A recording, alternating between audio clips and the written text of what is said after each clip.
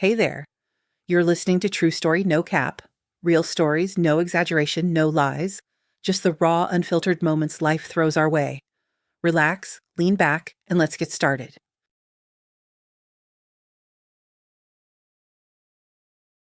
A strange state, to feel every cell of your body, yet be immobilized. To smell scents, hear sounds, but not understand their meaning, not recognize their sources. Even the names of simple objects wouldn't come to mind, as if the world he knew had vanished without a trace, taking all his former knowledge with it. His head was a perfect, terrifying void. He remembered nothing, neither his name, nor the circumstances, nor the place where he was. The only thing he was absolutely clear about was that he was lying down. Everything else, including his thoughts and feelings, was hidden by a dense, impenetrable fog. Finally, as if deciding on something dangerous, he tried to open his eyes. His eyelids trembled and barely perceptible glimmers of light pierced the utter darkness, where nimble colored dots danced in zigzags. They grew, merged, turning into two shimmering slits through which bright daylight streamed. At the same instant, an unbearable pain pierced his head, making him squeeze his eyes shut in fright and silently beg for the return of the blessed darkness. There, in oblivion, it was so peaceful. Now the pain thrashed chaotically, without rhythm or measure, ubiquitous and unbearable, the strongest he had ever felt. He moaned dully, plaintively, and a moment later felt a sweat-dampened strand of hair move upwards. Then something cool and soft was placed on his forehead. This touch was pleasant, soothing. It instantly eased the pain, as if taking a part of it away. The hammers, saws, and needles raging in his head began to lose their sharpness, diminish, disappear. His convulsively flared nostrils drew in a light, barely perceptible aroma, a mix of freshness, tartness, something sparkling, at once familiar and completely new. Then he felt life-giving moisture on his lips, a blissful feeling as the liquid moistened his parched, sore throat, rough as sandpaper. A quick, light prick in the shoulder followed. He moaned gratefully and with relief and heard a voice. Thin, like a silver bell, quiet as rustling grass, gentle as a kitten curled under a palm. "There, that's good, very good, just wonderful that you've woken up," the voice said. "I was starting to get worried, and now you need to rest, sleep. Sleepy time, sleep and wake up. Well, almost healthy. Sleep." The wonderful sounds of the voice drifted away, fading. A final childish thought flashed. Did Mom come back? This effort struck him with a last volley of pain, and he instantly plunged into silence and darkness. Tap, tap, tap, tap, tap.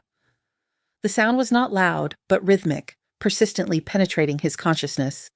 He took a long time gathering his strength, remembering the terrible outcome of his previous attempt to open his eyes. Finally, bracing himself for pain, he cautiously opened one eye. Feeling nothing suspicious, he unsealed his eyelids. This time, he didn't squeeze his eyes shut from pain, but from astonishment. Right in front of him, staring with huge blue eyes without blinking, was a gnome. A real gnome. Short, half a man's height, with a long gray beard, bushy eyebrows, a large nose, and a huge red cap. The amazing creature was lightly tapping the floor with a stick, his gaze fixed on him. Noticing his bulging eyes, the gnome tilted his head, tugged his beard, and giggled. He closed his eyes, hoping the strange vision would dissipate, but it only got worse. When he opened them again, instead of one gnome, there were two. This one was slightly taller, or perhaps his bright blue cap just seemed bigger. "It's clear, I've gone mad," he thought. "I'm clearly having hallucinations, very strange and persistent." The illusions not only didn't disappear, but began circling him, making sounds like a very familiar tune. Attracted by these strange sounds, a third gnome joined in, this one in a bright yellow cap. "Yes, it's all clear. I've lost my mind," he thought with surprising calmness, watching the dance of the colorful caps. "Well, at least I'm going mad cheerfully with songs and dances, and I could have been losing it in the company of scary spiders or skeletons. And here they are, such nice little chaps, and they sing wonderfully. What are they singing? Something very familiar, long forgotten, though it's impossible to forget this. Oh God, it's A Little Fir Tree Was Born in the Forest." He managed a crooked smile with difficulty and moved his lips, involuntarily repeating the words of the children's song. All right, quick, all of you, out of here, a voice rang out. He recognized it immediately, that same soft, silver-whispering timbre that had brought him peace last time. Truth be told, now there were angry, ringing notes in it, clearly directed at the mischievous gnomes. A chorus of stubborn snuffling replied, "Leo, don't you dare come into this room." The voice came from somewhere to the side, and he couldn't manage to see the speaker. He was still afraid to turn his head. "But this is our room. We have our things here. And I need to get under my bed. I just need to. And did you see the felt-tip pens? And I don't want to sleep next to Leo anymore. You know what he does in his sleep? I'll tell you in your ear later." A clamor arose. "We'll sort it out later," came the reply. "And now, hold on to each other and form a train out there through the door, quickly."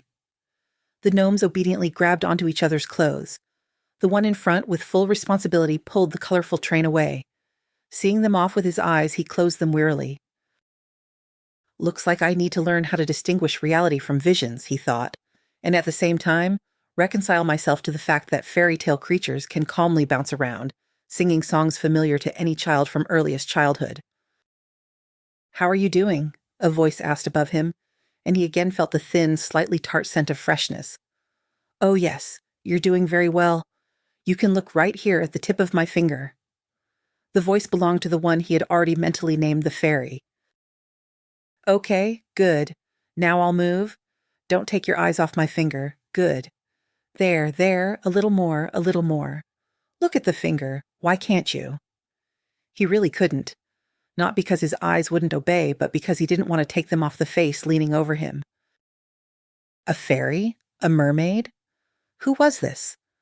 What amazing creature stood so close that he could see a thin bluish vein on her temple? A vein? So, she's human? No, it can't be. There are no such creatures among humans. Humans. They are coarser, denser, wider, heavier, louder. They are covered in thick skin with hairs. They have bright, fleeting faces, and they constantly show their teeth in unnecessary smiles. However, she could well be a representative of any fairy tale folk, since she had just shown out a whole crowd of gnomes. So why shouldn't she herself be a dryad or a sylph? He had already resigned himself to being in some strange, frozen world. Her face, as if outlined by precisely drawn calligraphic strokes. High, sharp cheekbones, almost straight eyebrows sweeping towards her temples. A small nose, delicately outlined lips, pale, matte, transparent skin. Everything about this face was inexpressibly fine, graceful, light. It seemed woven from mist, from haze, and if you blew harder, the face would melt, disappear, like fantastic figures in swirling clouds. She wasn't a beauty whose image is etched into the mind forever, and yet it was impossible to forget her, like a sunset or the blossoming of a cherry tree. Impossible to hold on to, like the scent of a flower or a fading ray. And yet there was something in this face that held him firmly to the ground. Her eyes. Huge, gray-blue. However, he wouldn't vouch for their color. It was possible that this amazing creature could change them at will. Just a moment ago they were gray with a blue tint, but a few moments later they darkened, becoming the color of dark pearl. Probably because their owner frowned in bewilderment, but apparently the worry was unfounded. Her forehead smoothed, her lips twitched in a slight smile, and now her eyes shone like warm, joyful blue aquamarines. Her eyes were wonderfully expressive. In them one could read sometimes anxiety, sometimes a sly smirk, sometimes quiet sadness. They laughed and cried, rejoiced and grieved, joked and questioned. For all this their owner did not need to open her mouth or frown, like other people. He tore himself away from her face with difficulty and stared at the tip of a thin finger with a short, oval nail. "Can you hear me? Hello?" She leaned over his face, looking closely into his eyes. This made him catch his breath and his throat feel scratchy. "Look at me. That's it. Good. And now again. Look right. Now left. Good. Well, seems like no." She muttered something in her elven human. "Pupils are calm, temperature is normal, no nausea, eye movement is painless. Let's assume you got off with a slight fright." "Yes," he nodded happily. Not understanding a word, he would have agreed to anything now, just for her to stay near. It suddenly didn't matter to him where he was, what was wrong with him, who he himself was, and why he couldn't remember it. If this was the price for meeting those incredible eyes, for the elusive light smile, for hands smelling of leaves, lemon, and rain, for such a price, he gladly agreed. And then the fairy surprised him. With strong, nimble, not at all ethereal hands, she unexpectedly lifted him by the shoulders and shoved a pillow under them. "Well, now you need to eat," she said. After these words, so simple and earthly, he fully came to his senses. Until this second, he had been as if in a trance, watching the changing, amazing phenomena with fascination. The hypnosis ended, and immediately his head, ribs, leg, and for some reason the bandaged fingers on his right hand began to ache and throb, and his stomach rumbled so loudly that she listened in surprise and nodded understandingly. A few minutes later, he was drinking with pleasure, burning himself, from a large mug of amber chicken broth with specks of fragrant herbs, probably some kind of magical potion. Then there was another light prick in the shoulder. After it, the pain that had been trying to take the cup away from him quickly began to subside. "Well, that's good. Now you need to rest, and then we'll talk," she said, her eyes shining cheerfully. It seemed his appetite, which little could affect, pleased her. She helped him lie back on the bed and, dimming the fragile winter day, drew the curtain. Although it seemed to him that she did it with some kind of magical movement. "Tell me," he raised himself, fighting off the rapidly encroaching sleepy stupor, "the gnomes? Were the gnomes really, actually gnomes?" She turned around and laughed as if scattering silver bells. "Yes, the gnomes were real." "Good," he whispered to himself. So everything else was real too. So she herself was also real.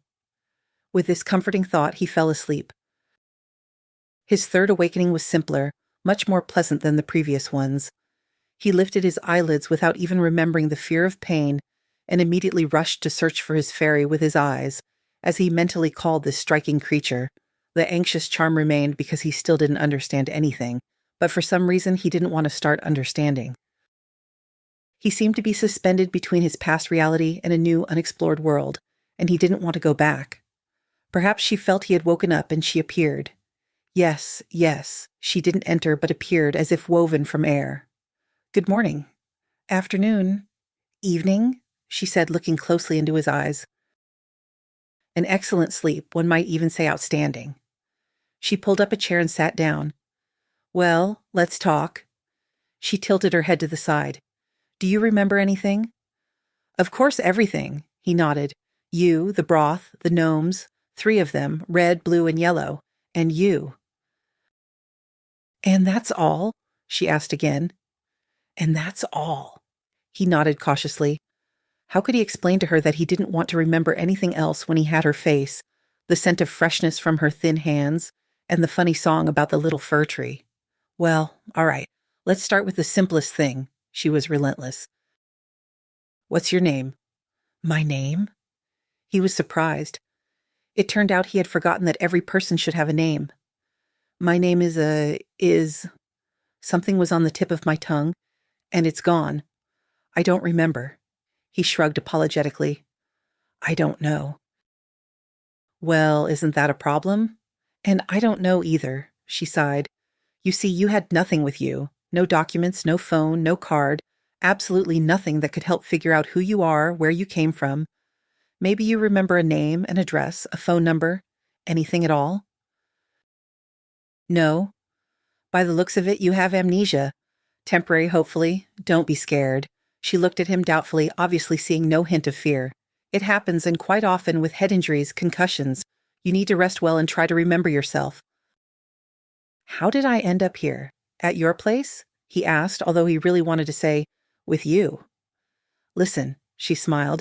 "It feels awkward using you formally, like in an interview. Let's switch to the informal you, okay?" She looked at him anxiously, observing his tense face.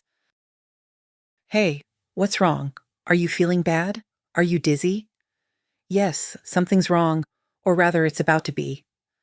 How awful! How could he admit to the magical fairy that he was beginning to be tormented by the most earthly need? What was he supposed to do now? He looked at her with a shy plea. "Ah, I understand," she nodded calmly. Well, get up, let's go. You're not as unable to walk as you might think. By the way, that's all the more reason for us to switch to the informal you quickly. Such matters are easier to handle between good friends, aren't they? He didn't even notice how, to the sound of the silver voice, he found himself awkwardly standing on his feet, favoring his heavily bandaged limb. Just a bad sprain, she explained, following his gaze. With a quick, fluid movement, she slipped under his arm. So they hobbled to a place that, to his surprise, existed not only in the homes of mere mortals, but also in the dwellings of fairies. There he looked at his reflection and recoiled in fright. A gaunt man with cloudy eyes stared back at him from a mirror cracked in the corner. A bruise on his forehead, covered by tangled hair, and a considerable 3-day stubble completed the picture. Aha, looking good. His hostess nodded cheerfully at him. But I must admit, it somehow suits you. We even gave you a nickname, the Noble Knight Bandit. The boys think you fought bravely but couldn't withstand 100,000 enemies. Well, no worries. You'll get stronger in a bit. I'll give you a razor and a comb, and you'll be clean-shaven, decent, and boring again. He really wanted to ask who we were, what boys she was talking about, and why being clean-shaven was boring, but he didn't dare. Well, she said when he was back on the bed. So, you don't remember anything? All right, then I'll tell you what I know. Maybe some memories will surface, something will suddenly come to mind. Okay. By the way, my name is Victoria. Vicky. This is my apartment, so you can stay here as long as you need, completely at ease. So, the fairy tale fairy, the enchanted creature, had turned into a perfectly real young woman named Victoria. But his involuntary trembling at the sound of her voice, the scent of her hands and hair, at the sight of her eyes, that hadn't gone away, but only strengthened at the thought that all this belonged to someone who wouldn't disappear or deceive him. Half an hour later, he was thoughtfully twirling the edge of a fluffy blanket. He went over everything he had heard from Victoria in his mind. She had found him on the street near her house, late in the evening, lying in a snowdrift, in just a shirt and jeans, beaten, unconscious. Asking a passerby for help, she dragged him to the emergency room. They were asked to leave. He had no documents. And yet, at her requests, demands, pleas, and threats, they brought him around, bandaged his head and leg, and wrapped his fingers. To a clinic? I don't have one. Sorry. So, I brought you to my place, put you to bed. Well, you know the rest, she finished simply. But don't worry, I'm not a doctor, but at least I can provide first aid and proper care. After all, I've had 5 years of medical school. She sighed lightly, thought about something, but then, as if catching herself, smiled easily and brightly. You'll rest for a couple of days, maybe you'll remember something. And anyway, you need to recover quickly because New Year's is in a week. Something jolted, shifted slightly in his head, but then quieted down again. I see. So, you live here alone? He asked cautiously, still unaccustomed to using the informal you, and posed a very important question. What if everything collapsed now? What if his fairy had a legitimate fairy husband? Maybe he was just on a business trip or out on errands. Well, why alone? She chuckled, and his heart ached with longing. Completely alone. Although, honestly, sometimes I really dream of solitude, even if just for a little while. You've already seen my company. That's how we live, the 4 of us, with the gnomes. You live with gnomes? He asked, stunned. With 3? He clarified. For some reason, the funny ambiguity of his question hung in the air, and suddenly Vicky began to shake silently with laughter. He looked at her in surprise, smiled uncertainly, giggled, clutching his ribs against the throbbing pain, wincing and groaning, and then he burst out laughing himself. Aha! That's the kind of Snow White I am, though slightly shortchanged by fate, Vicky laughed, finally transforming into a charming earthly woman. I only have 3 gnomes, not enough for the full set. Calming down, wiping away the tears brought on by laughter, Vicky hit him with an incredible fact. It turned out that the gnomes were not fairy tale creatures at all, but children, little boys. The twins, Gus and Leo, aged 5, and Tim, who was the same age. And when he first saw them, they were trying on costumes prepared for the New Year's party at kindergarten. That's how his delirium amusingly dissipated. Wait, I don't understand. If Gus and Leo are twins and Tim is their age, shouldn't they be triplets? He tried to understand why he wasn't at all shocked by the news that Victoria had 3 children. Perhaps because everything about her had to be unusual, even if she was earthly and had a wonderful but ordinary name, and even studied at university like mere mortals. But still, she was a miracle, extraordinary and incredible. She had 3 little boys. Well, that too was a miracle. Well, why necessarily triplets? Vicky smiled. Not necessarily. There's a riddle for you. Lie there and ponder. Very useful in your condition. All right, but we've changed the bandages. You've finished the soup. I've given you the injection. Now sleep. He hastily caught the thin hand smelling of the same melody of greenery, coolness, and freshness, and pressed it to his lips, and gasped in astonishment. The palm, which he seemed to be holding tightly with his bandaged fingers, literally dissolved, disappeared, leaving a slight coolness and sweet bitterness on his lips. He moaned with pleasure and, as was becoming habitual, plunged into silence and darkness. One bright, peaceful day, then another. His leg ached from the sprained tendon, his ribs complained painfully to each other, and one of his fingers was swollen like a sausage. And yet, he had never felt so good. He couldn't explain it. He lived in a small apartment, tried to help the constantly busy Vicky, who sometimes appeared and sometimes disappeared, and remembered children's games. The boys were wonderful, healthy, cunningly clever, and there wasn't a drop in them of what marks children from poor and single-parent families. They were more than provided with everything necessary: love, affection, care, and tenderness. And all this was generously seasoned with songs, fairy tales, pancakes, games of hide-and-seek, rosy apples, and spaceships made of chairs. The twins, Leo and Gus, were charming blonde rascals. They were always plotting something, playing tricks on everyone because no one but their mother could tell them apart.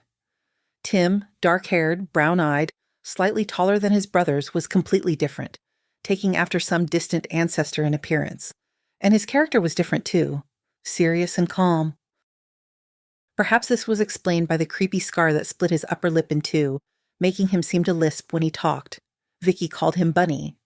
However, as soon as the boy entered his brother's orbit, all trace of his thoughtfulness vanished, and 3 voices and 6 limbs united for common endeavors. And suddenly he began to remember. Their shared life was ending at second day. The little boys started their usual roughhousing on the floor, but after a while one of the twins drifted slightly to the side and, caught up in a creative impulse, began to sing. "Tony, Tony, let's go dig for potatoes." "Tony, Tony, let's go dig for potatoes," his comrades chimed in. Vicky laughed and he flinched and lunged forward but got tangled in the blanket and nearly fell off the bed. "Potatoes? Tony. I remember. My name is... Potatoes. I mean, Tony. Anthony." "I'm Anthony." "Well, hello, Anthony. Nice to meet you." She smiled, her eyes shining, now bright blue like the sea under the sun, and shook his hand. "Well, Anthony," she said his name with pleasure, "the first step is taken. Now everything should go faster. And, you probably need to contact the police. They're surely looking for you, worried." She involuntarily glanced at his washed but worn jeans and shirt with a frayed collar. "Yes, I understand. I'm bothering you. You. I'm sitting here, eating you out of house and home. You're spending money on food, medicine, time, effort. And anyway, yes, I should leave. I understand everything, but I don't want to leave." The words burst out unexpectedly and puzzled him no less than Victoria. "Well, if you think so, of course you can stay with us a bit longer, get stronger. Frankly, I'll only be happy if you stay for a couple of days. We've had runny noses here, as always, all 3 of them at once. They won't let us into kindergarten, and I can't stay with them right now. Lots of work, and New Year's is just around the corner. It's simply awful. And then, as if on purpose, Granny Zoe, our neighbor from the apartment across the hall, got sick. Usually she helps me in such cases, so if you stay with the boys, you'll really help me out." Oh, God! Finally he could be useful to her in some way. He suddenly wanted to fall to his knees, kiss Vicky's hands, and thank her for the honor of helping. Frankly, he didn't understand at all how she managed everything. Early in the morning she would rush off somewhere. By lunchtime she would bring a pile of colorful paper, frames, folders, and, humming something, would cut and glue with enthusiasm, Then she would easily ladle from pots in the kitchen, splash water in the bathroom. She would gather her mysterious crafts and rush off. In the evening, the apartment would fill with the boys, squealing, banging, dirty sneakers, drawings, munching, singing, arguing, and sometimes desperate roaring. Finally, everything would quiet down, and Vicky would disappear like the last ray of sun, sometimes for the whole night. She would appear at home as unnoticed as the first morning light, but wash clothes would be neatly folded into piles, pots would be fragrant with soups and stews, everything would be in its place, and the boys would miraculously become clean and combed. How did she manage it? A mystery. Perhaps it was one of her magical secrets. Victoria reluctantly told him about her life, or rather, said nothing at all, only smiling. So there was no doubt about the futility of these stories. Why talk about the past? Isn't it obvious that here and now she is absolutely serenely happy? That she is completely content with life, enjoys every day, and only dreams that nothing will change? Yet much of what surrounded her didn't fit the concept of absolute happiness. However, how could he judge what this amazing woman needed? Maybe she was indeed happy? Frozen fingers, the absence of a winter down jacket, the threatening sole of a boot that she was gluing, thinking no one saw her, these were not reasons to refuse a cheerful walk with the boys. And what did faded wallpaper, a rattling refrigerator, and one working burner on the stove matter? So what? Did all this hinder the unrestrained fun that reigned in the house or make the dishes less tasty? No, quite the opposite. It was so fun to draw together on the faded wallpaper, and no one else had such pictures on their walls. And perhaps it didn't matter at all that light shadows were forever etched under her amazing eyes, and her small collarbones stretched the thin skin as if it were about to tear. Well, maybe that's how they were supposed to be? Translucent, weightless? Where have you seen a fairy with rosy cheeks and excess weight? Realizing that he wouldn't get anything out of Vicky anyway, Anthony looked more closely at everything around her and at the people living nearby. The house was small, 2-story, with one entrance, very old, with a wide, creaky staircase. There were 4 apartments, and everyone knew everything about everyone else and a little more. The house was sick, it celebrated, it grieved, it was indignant, and it rejoiced. In short, it lived. And Victoria was its small, brave heart. Anthony became convinced of this very soon. Holding onto the railing, the man was already quite skillfully hopping on his 1.5 legs, accompanying the gang of boys outside. "Here they come!" shouted the neighbor from the ground floor, Irene, whom everyone called Auntie Irene. She was known for her grumpy nature, was routinely in confrontation with one of the neighbors, and of course was extremely dissatisfied with the noisy bunch of boys. They left trails of footprints on the clean entrance floor, as well as balls, candy wrappers, stray cats, mittens, and God knows what else. "Excuse me, I forgot to give instructions before going out," Anthony laughed, hobbling up to the woman standing in the pose of a punishing fury. "You can't teach them anything," she grumbled. "They're blockheads, 1, 2, and 3. "Oh, come on. Why say that?" Anthony shook his head. "They're wonderful boys, and so friendly. It's strange that only Tim looks nothing like Vicky or his brothers. Not a bit. And for some reason, he says he was born on June 10th, and the boys on the 25th. "Well, he's not Vicky's, and he's no brother to the twins," the neighbor replied. "That is, he's not related to them. That soft-hearted fool took him from the maternity hospital along with her own. 2, of course, wouldn't be enough, but 3 is just right. He's an orphan." She looked angrily at Anthony's puzzled face. "You don't understand?" "Well, they gave him up at the maternity hospital. His own mother gave him up. Look how he was born, a freak, with a cleft lip. And everyone wants perfect babies, like angels, as if they're going to live in paradise." The woman smiled bitterly and maliciously. "Well, there you go. She dragged 3 home, like a cat, honestly. Sometimes she doesn't have enough to feed her own, and she took on someone else's burden." The years of bitterness that had permeated Irene struggled with something bright and pure, and suddenly kindness won. The woman smiled, and her usual mask of grumpiness seemed to fall from her face. Although, of course, Vicky saved Tim. Where would he go like that? No one else would have taken him. Straight to the baby home and then to the orphanage. And there, can you imagine what would happen to him like that there? They'd ruin the boy, that's all. And suddenly, as if catching herself, she grimaced. Her life will begin with this. Not life, but hard labor. Now she's working herself to the bone at 3 jobs. Soon there'll be nothing left of her. And all of us women are fools. That's how we live, for who knows who. We give ourselves completely, without reserve, and then we're left with nothing.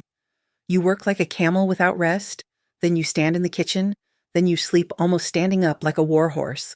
She looked at Anthony, who had already started to descend towards the exit. No time to think about yourself. To go to the hairdresser for a massage. Just one day in life to live only for myself like a real woman. I'm a woman too, by the way. And tell Vicky if she's really going to decorate the Christmas tree in the yard, she can clean up the mess herself afterwards. Irene's shouts could be heard even after the door closed behind him. Ah, so that's who Granny Zoe is these days. Anthony heard another female voice behind him, but completely different. Quiet, calm, slightly shaky. Just in case, he counted the boys bustling in the snowdrift with his eyes and turned around. Behind him stood a short, slightly hunched old woman in a funny fur hat. Are you Anthony? Vicky told me about you. She smiled with an incredibly warm, kind smile, the kind only grandmothers who make no distinction between their own and other people's grandchildren can give. She found you, did she? And now she's nursing you back to health? It's not surprising, that's just how she is. She's always been like that, rushing to help everyone. It doesn't matter who's in front of her, a child, a sparrow, a man, a kitten, an old woman. Just don't tell Vicky that you saw me outside, she asked, smiling. She'll scold me for going out. She came running to me in the morning on her way to work, took my blood pressure, brought me pills. Ordered me to lie down and not get up with cranberry juice. But here I am. I dragged myself out. I really need to go to the post office, send presents to my grandchildren. My grandchildren are far away. My son Stephen works there. I want to see my Stevie and the girls so much. I just can't stand it. She sighed and dabbed her eyes with a handkerchief. No, I don't blame Stephen, she justified her son, unknown to Anthony. Where would he find the time? It's flying halfway across the country. They're busy people, both him and his wife. They don't forget me, don't you think? They call me often, they worry too. They always promise, we'll come, we'll definitely come. But when will they? No, I understand everything.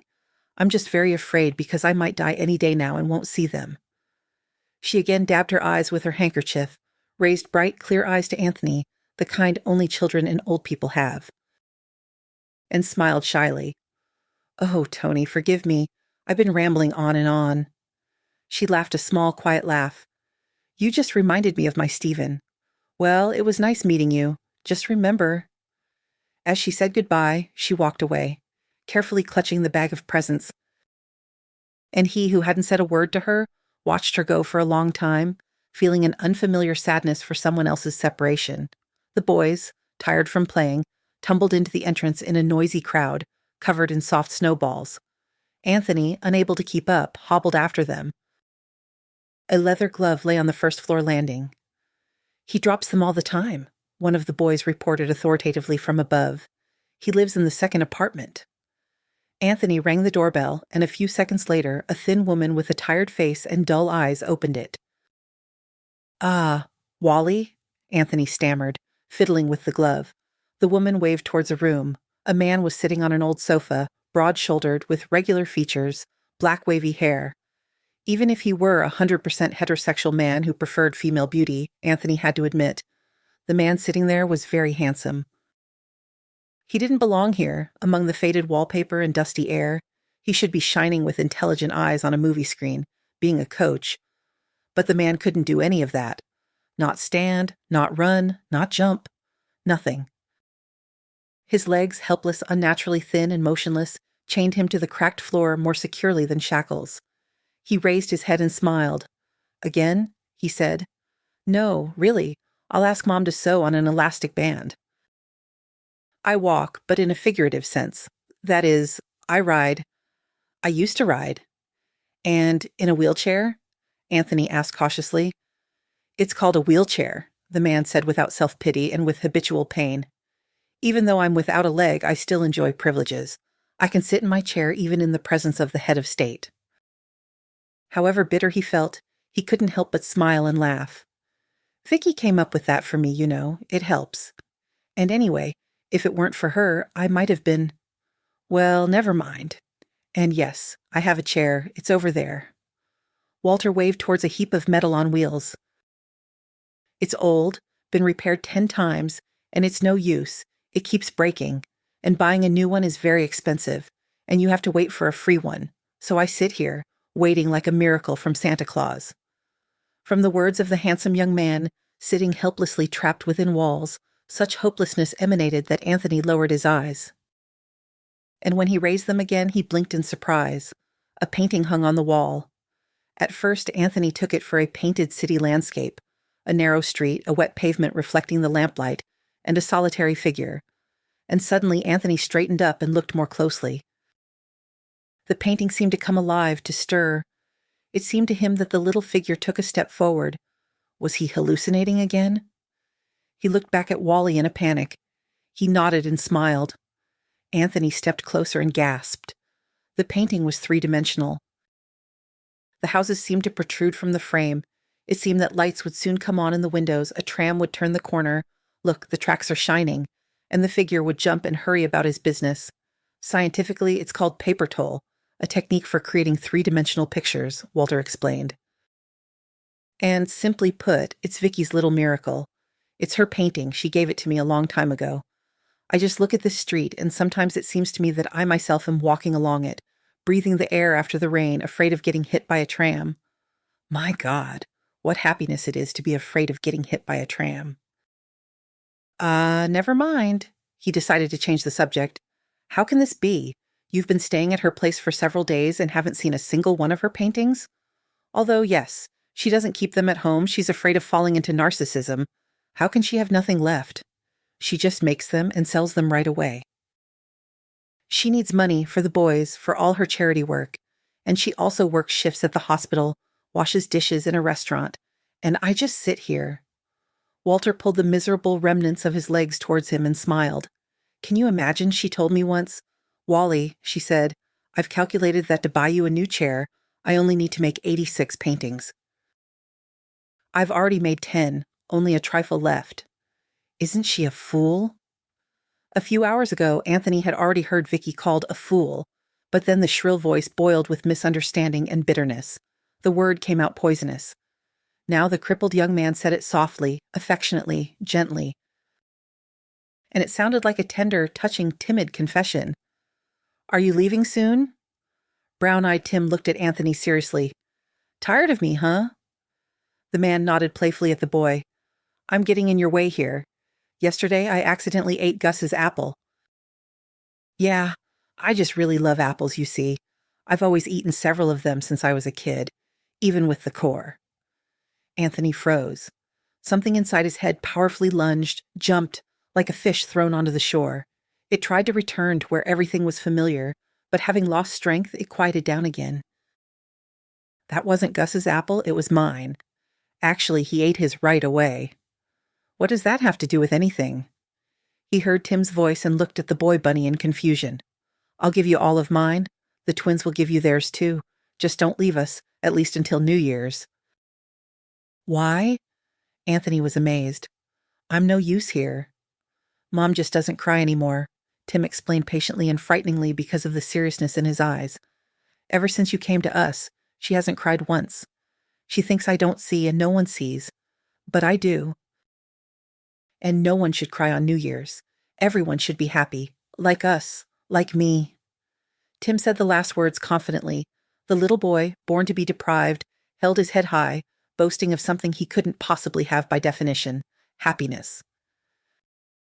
Vicky. Anthony looked at her. That smell. So fresh. What is that smell? She asked, surprised.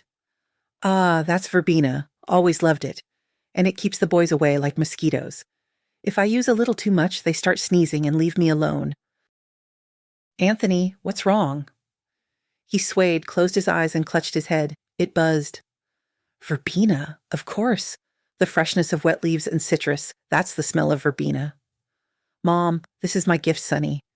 These are my favorites. Anthony, we're losing the contract. Deal with this immediately and personally. You're something else, Miller. 18,000 euros for a week's vacation. Only you could do that. And the reports will be there. That's what's expensive. I need to change my car. Or rather, you need to change my car. Tony, stop eating apples with cores and stems. What is this really? You'll have stomach problems. USA? That restaurant? Will you buy it out? Oh, let's go to the one where we had such a blast with those. Well, you know. Mr. Miller, one call from you, and the delivery is ours. Oh, Tony, you finally got those watches with diamonds. How much did you pay? How much? $500,000?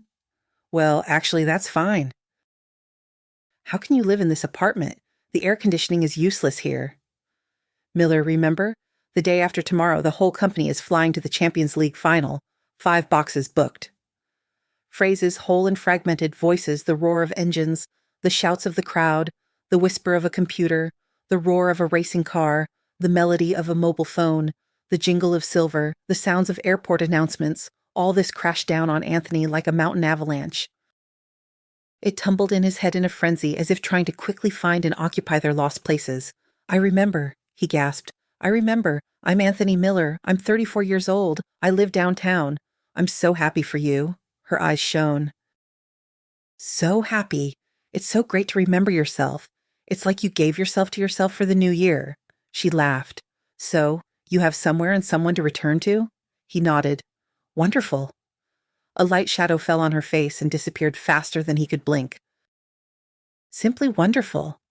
Well, goodbye. We'll miss you. And please don't forget anything else.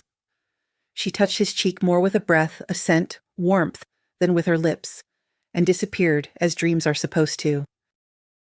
Born with a silver spoon in his mouth, that was him, Anthony Miller. The only son of a very wealthy businessman, he grew up in complete comfort, provided with everything imaginable, especially after losing his mother early. Anthony received an excellent education, polished to a blinding shine, and the position of future heir to a large firm. Along with this, he inherited the role of the soul of the company among a group of rich young businessmen, convinced that everything is for sale and purchase. The only question is the price. They bought and sold cars, companies, honor, clothes, resorts, women, health, conscience, restaurants. Only Anthony suddenly began to notice that with years, the price kept getting higher, and what was bought was getting worse.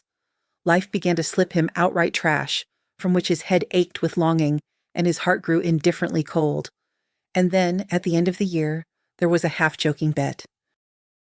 When was the last time you worked with your hands, not just pressing buttons or bossing secretaries around? One of them started. What can you even do? Take away your credit cards, your supercars, you'll starve to death in a week. I still remember your screams on the plane that people with illnesses should fly on separate flights, Anthony retorted. And anyway, that's not the point. I can easily live without money. Want to bet? Anthony held out his hand. Bet? His friend exclaimed. My driver's parents are just moving out of their old communal apartment. There's your place to live. Just remember, you give up everything. Your watch, your ring, your 100,000 sneakers, all your credit cards, phones, and we'll monitor your accounts. And you won't pull out my porcelain teeth? Anthony grumbled. That would be nice, his friend laughed. All right, you convinced me. Until Christmas, on our Christmas trip. Deal? They shook hands in front of a large crowd of witnesses. So Anthony Miller ended up on the outskirts, more like a slum than a city district, in an old, half-empty apartment with leaking pipes. For 2 days, he honestly held out, so to speak, on his subcutaneous fat. Then, to get food, he almost got into a fight with stray dogs. He managed to get involved in unloading a huge truck full of groceries. Dragging another box, he slipped on a banana peel. He felt quick, rough fingers searching his pockets and pulling his jacket from his shoulders. And then there was cold, darkness, pain, and fear. The smell of verbena, the song about the little fir tree that's cold in winter, and an adventure the length of a small life. Gnomes and a handsome disabled man, a poor little apartment, a masterpiece made of paper on the wall, a lonely old woman, and the most delicious chicken broth in the world. But most importantly, huge shining eyes, a silver voice, and thin, strong hands. All this cannot be bought with money. Or can it?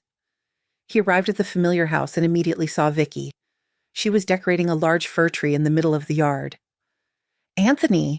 she exclaimed, her gaze sweeping over the huge black SUV, his impeccable coat, shining shoes, and she smiled. I see you really had something to remember. Yes, well, he said, not knowing what to do with his hands, his eyes, his whole self from the acute feeling of being an outsider. How could this be? It had been so good just recently. People smiled at him, they loved him. Poor, sick, remembering nothing, he was at home here and he was happy. And now? What now? Vicky seemed to guess his thoughts and asked, "And what now?" I wanted to thank you. He pulled a plastic card from his pocket. What is this? She asked with her eyes. He had never seen that look in her eyes before, and he thought he had studied all the shades of her eyes. Now they were gray steel, and he stammered, Vicky, well, this is money. For you, for the boys, for repairs, some clothes. No, don't think it's not much. It's a lot, really a lot. You need money, I know you do. I do, she nodded, and the silver notes disappeared from her voice too. But not like this, and not from you. Well, Vicky, let's not. And you did spend money on me. I ate and drank at your place for almost a week. What else? Is this for help? She repeated thoughtfully. Well, thank you, of course. Only I don't take money for help, or for friendship, or for... In short, I don't need anything from you. She shook her head and added with a smile, Well, imagine. We thought you were a noble bandit. And you're just a rich shopkeeper. We were mistaken. I was mistaken. Again. And it's a pity. He sat in negotiations, detachedly observing the people. Opening up, just to help. He loved her, didn't he? Can you hurt someone you love? Or can you? What had he done? Of course, he had hurt her, insulted her. After all, feelings, real feelings, cannot be bought. They can only be received as a gift. How simple! Why had he forgotten it so quickly? How had he forgotten the disabled man trapped in walls, old Zoe, and the thin hands smelling of his mother's perfume? Idiot! Moron! Moneybags! Anthony suddenly exclaimed. You know, Mr. Miller, the astonished interlocutor said, rising slightly, perhaps our terms are not the most suitable for you, but I would still ask you. Oh, forgive me, Anthony laughed. I wasn't talking about you, I was talking about myself. I'm leaving now, my deputy will sign everything, and I don't have time. Forgive me, I have to run. I have so much to do. After all, tomorrow is New Year's. It's time for dreams to come true. On December 31st, he patiently watched Vicky and her old neighbor untangle garlands with 4 hands. Oh, wait, Anthony, what are you doing? You're getting in my way. Oh, no, you made me break a bulb. And we're having a gathering at the tree tonight. Granny Zoe, don't dress the boys too warmly, okay? It's warm outside. Granny Zoe won't be able to come to the tree. A car will pick her up in an hour, Anthony suddenly said. What? The women asked in unison and looked at him in astonishment. Yes, yes. Get ready, Granny Zoe. They'll pick you up, take you to the airport, and you'll fly to your son and his family to celebrate New Year's. Your granddaughters are really looking forward to seeing you. They're making you presents. I called your son. He even dropped his phone with joy. He'll meet you. But how? The old woman was flustered. Tony, I won't make it. I'll die. You won't die, Anthony nodded decisively. It's a private jet. There will be a doctor with you constantly with the necessary equipment to help you if needed. I'm flying. The old woman nodded decisively and even stamped her foot. No, not yet, Anthony thought. He hasn't earned this yet. I need to visit your neighbor on the first floor, too. Walter. Anthony, limping, stumbled into the apartment, pushing a light but stable wheelchair in front of him. It looked more like a modern, stylish minicar for one. Well, this certainly won't replace your legs, but you know it's an amazing thing. Maneuverable, light. To be honest, I rode it myself for half a day. Everything is adjustable. Armrests, footrests, backrest, headrest. Wally, honestly, it's more comfortable than a fancy foreign car. And most importantly, electric drive. 50 kilometers without recharging. I don't envy whoever goes for a walk with you. You'll wear anyone out now, and the wheels can handle anything. Asphalt, snow, even the desert. Walter, oh, come on. It's just a chair. Walk, Walter, as much as you want, walk. Anthony felt his hand squeezed by surprisingly strong, warm, and honest fingers. So, are you getting used to the new machine? He nodded at Walter's mother, bewildered, disbelieving, not knowing whether to cry or laugh, but already having shed her hopelessness. She looked at her son and openly admired him. We're all meeting at Vicky's for the tree tonight. New Year's is coming soon. They finally gathered in the yard, by the tree shining with garlands under a light snowfall. The boys, who were reluctantly pulled away from a mountain of presents, Walter, incredibly handsome, looking confidently ahead. Evidently, towards the distance he would roll in his new chair, his mother looking 20 years younger, Victoria. He had no one to compare her to, his beloved, and there was no need to. Oh, look who decided to show up. Irene's creaky voice rang out. Well, I'll be. So our foundling turned out to be a prince. Who would have thought? Oh, I didn't know, or I would have nursed you myself. She headed towards the entrance, throwing over her shoulder. Vicky, tomorrow morning, make sure all the confetti papers are picked up. Get the prince out for a cleanup and don't forget to bring him along. Irene, wait, Anthony exclaimed, catching up with the neighbor. Wait, Irene, this is for you. He handed the woman a rectangular envelope. What is this? She stared at Anthony suspiciously. It's a certificate for a full day at a beauty salon for you. Massage, manicure, hairdresser, masks, what else? Lots of things, whatever you want. But remember, you said, a whole day just for yourself, like a real woman? Well, there you go. Happy New Year. Irene looked at Anthony and Vicky, at the envelope with her desires, at the burning little tree. And it was unclear what was shining on her cheeks. Probably falling and melting snowflakes. And what did Santa Claus give you? Vicky smiled. Nothing yet. He shook his head mournfully. He doesn't need anything except what one young woman has. She won't give it to me. Either she doesn't want to or she can't. She can, her voice whispered like silver. Maybe she wants to very much. She's just shy. It's all yours. And only for you. Take it.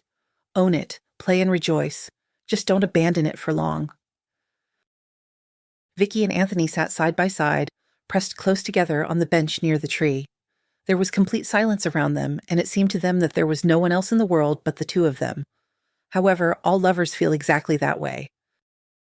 Quiet, light snow fell from the sky, sifting down in delicate flakes.